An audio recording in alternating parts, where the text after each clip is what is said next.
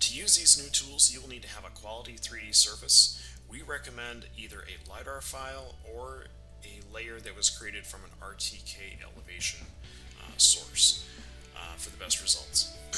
Within the guidance editor, there is a new tool on the right hand side called Terrain-Based Guidance Line.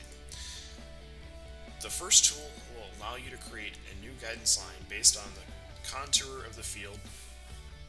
We also have a setting at the bottom that will allow you to smooth out that guidance line based roughly on your implement size. So if you have a 60-foot planter, we would recommend having a turn radius setting of about 120 foot, so about twice the size of the implement you're using in the field. As I move through the field, you'll see that the guidance line that will be created is highlighted for you to kind of give a preview of how that is going to lay in the field. We also show an elevation value so that you have an idea where that is fitting in within that farm.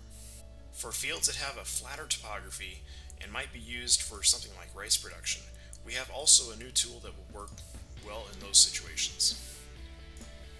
The second option we have in this is going to be targeted in that situation where you're going to create a guidance line every half foot of elevation change. So if you want to put in levees that are based on an elevation change of a half foot, this will let you do that in the field. When I create this guidance line, it'll go ahead and set each interval to having a 6-inch elevation change between each of these guidance lines in the field so that I can create levees to hold back the water. This can also be used for something like buffer strips in more hilly topography where the elevation is used to help mitigate erosion.